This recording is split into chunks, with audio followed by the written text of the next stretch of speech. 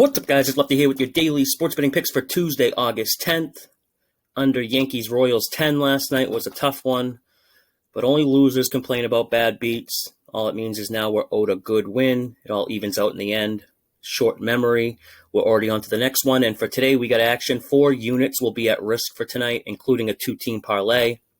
If you just want the picks, go ahead and skip to the end because I'll recap all my bets in the last 30 seconds of this breakdown. And also, I've been doing some long-form educational vids this week. Make sure to check those out. Got a teaser strategy video that I just posted last night. Go show that some love. But now let's get into today's daily plays. First game up, we got a 7:10 start. Washington Nationals, New York Mets.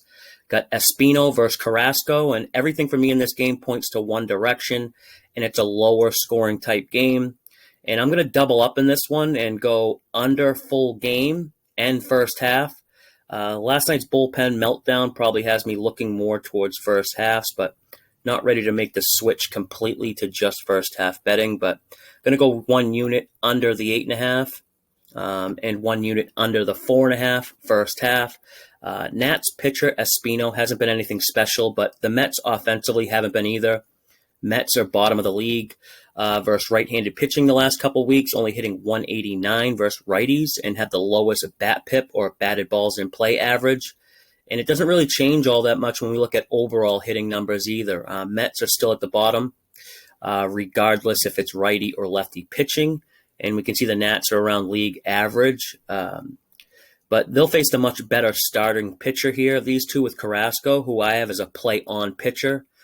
The Nats sold off at the deadline, so we want to just look at the numbers since them losing Trey Turner and Kyle Schwarber. Does us no good looking at Nats numbers prior to losing those two big bats. Now, this is an under based on, it's not an under based on two dominant pitchers, but rather two offenses who seem to be trending down. And think runs will be at a premium here. Wind is blowing out a bit at Citi Field, but again, Citi Field is more of a pitcher's park, so we want to weigh weather a little bit less. So let's go ahead and lock this one in under both full game and first half.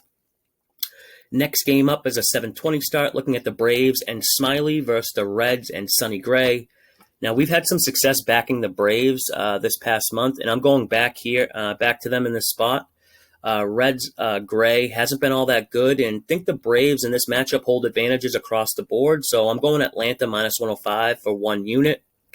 When we think of the Reds, we think offense, but if we look at their numbers versus left-handed pitching, they struggle, and it makes sense. You know, Votto, Suarez, Moose, all those guys, they prefer right-handed pitching, and the Reds are below league average in WRC plus and OPS.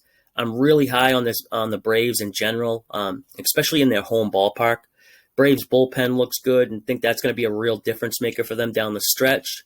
The Reds bullpen is always an issue, and even if we're chasing a run or two late in the game, it's always possible to get a few off this Reds pen. Also, Drew Smiley, he's been decent, but I'm actually expecting him to improve. Based on his StatCast numbers, his RPMs, which is spin rate, are up and trending up for the first time since he's had Tommy John surgery. I think he's kind of finding his groove right now. And remember, spin rate or RPMs is much more of a predictor of future performance and a way to measure a pitcher's ability than velo. You want spin rate over velocity. You know, having both is nice, of course, but RPMs or spin rate is the real predictive sign. So let's go Braves here in this one. Now to end this card, we're going to go with the parlay. Shy Sox and Astros, 1 unit to win 1.5 units. White Sox lineup now is just starting to look how they were advertised early in the season. They got Eloy back, and not that I'm super high on Keuchel, but I am on this White Sox lineup, and the Twins are just kind of playing out the rest of their hand. For the Astros, it's simple. Rockies are on the road where they stink. Stros are at home where they mash. So let's go White Sox, Astros, 2-team parlay. Now, just to recap here, we have 4 total units in play, under full game, 8.5 Nats Mets. And under the first 5 in that game as well, both for 1 unit. We got the Braves minus 105 for 1 unit, and we got the 2-team parlay, 1 unit to win 1.5. Hopefully we can get them all tonight. That'd be nice. That's going to do it for me today. Hope you guys crush it tonight and sweep the board. Until next time, as always, may all the umps calls go your way.